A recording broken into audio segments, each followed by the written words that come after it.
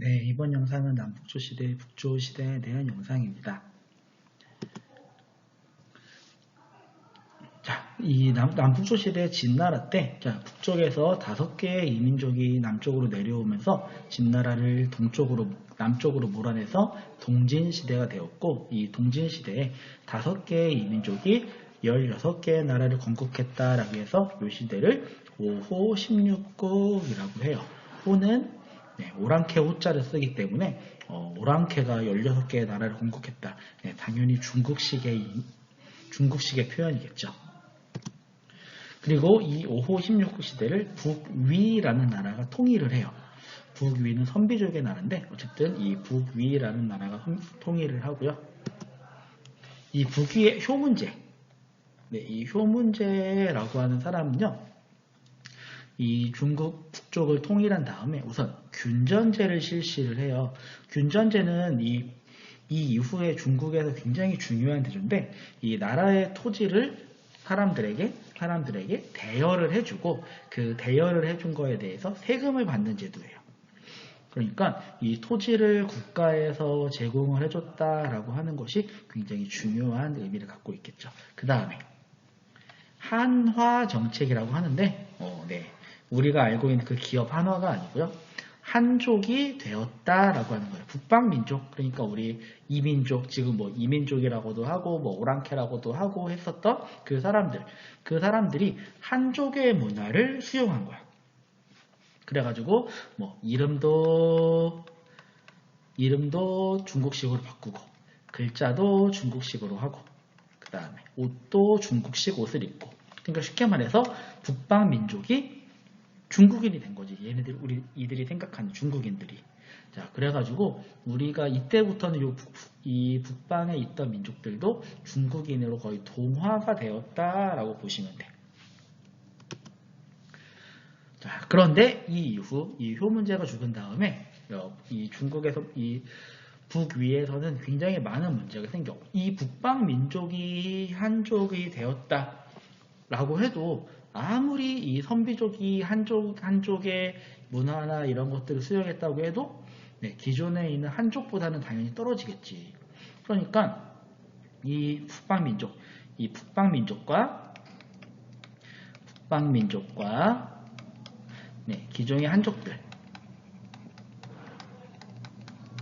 그러니까 이들을 오랑캐라고 멸시하던 한족들이 저놈들이 한족의 문화를 수용한다고 하네. 그럼 우리를 존중해 주겠네. 얘네들이 들어오게 되지. 그러다 보니까 이 북방민족에 있는 전통을 지키려는 사람들, 그 다음에 한족이 되려는 사람들끼리 서로 분열되기도 하고, 그리고 또 아무리 얘네들이 한족의 문화를 수용한다고 해도 오리지널 한족보다는 못하겠지. 그래서 이들 사이에서도 갈등이 생기고, 그래서 어쨌든 여러 가지 문제로 북위가 분열이 돼.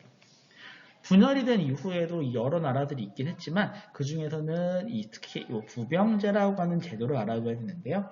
이 부병제라고 하는 제도는 농민들이 평소에는 농사를 짓다가 그리고 농사 일이 없을 때는 군사 훈련을 하는, 그러니까 병농일치제라고 해. 쉽게 말해서 균전제를 실시했기 때문에 나라는 이 농민들에게 너희들 그럼 쉴 때는 군사훈련 해라라고 시킬 수가 있었던 거죠.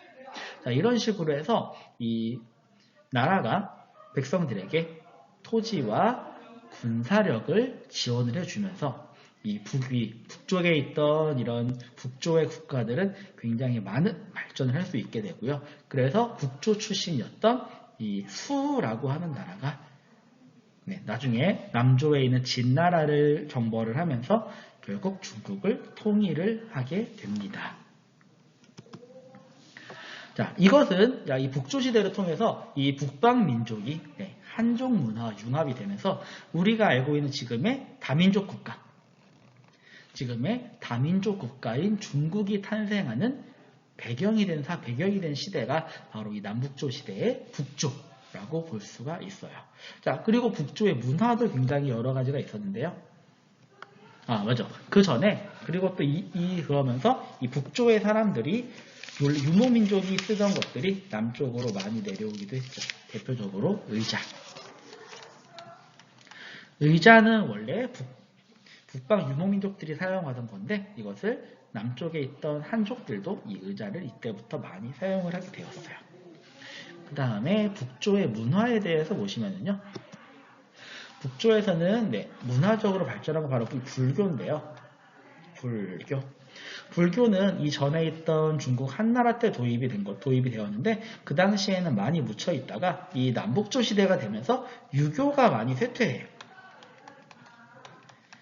사회 자체가 우리 지난 시간에 이 위나라와 진나라, 삼국시대와 진나라를 할 때도 배웠지만 사회 자체가 이미 약육 강식의 시대가 되면서 더 이상은 이 유교적 질서 이런 것들이 많이 의미가 없어져.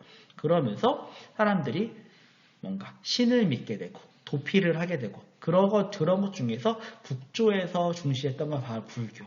왜냐면은 이 북조에 있던 이 사람들은 다른 민족이잖아. 그러니까 이 다른 민족이 한족을 통치를 해야 되니까 이렇게 다른 민족의 종교를 받아들이는 게 조금 더 유리했던 것 같아. 특히 이 불교에서 북조가 가장 중시했던 사상은 바로 이 왕즉불 사상. 왕이 곧 부처다.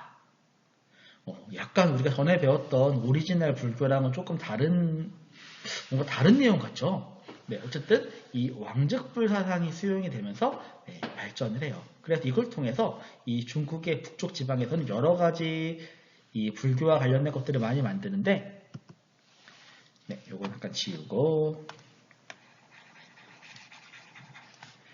특히 이때 석굴사원을 건축을 하는데 대규모의 석굴사원, 우리 교과서 60페이지에 보면 석굴사원 나와 있는데 굉장히 커, 엄청 커. 그러면서 이 석굴에 있는 부처의 얼굴이 부처가 황제의 얼굴이야.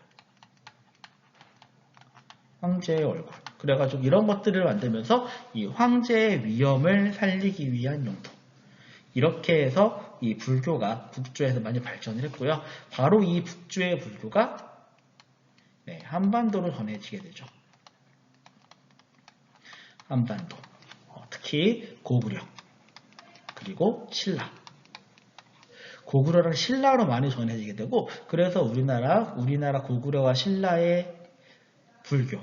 백제는 이 남조와 북조를 모두 받아들이긴 했는데 백제도 써놓긴 하자.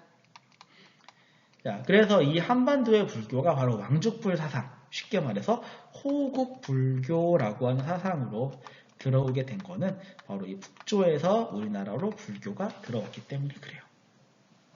자, 그러면은 이 북조는 여기까지. 그렇지만 이 남북조 시대를 통일한 나라가 바로 이 북조를 세운 북조 출신이었던 수나라였다라는 것이 이번 단원에서 중요하게 보고 가야 할 포인트인 것 같아요.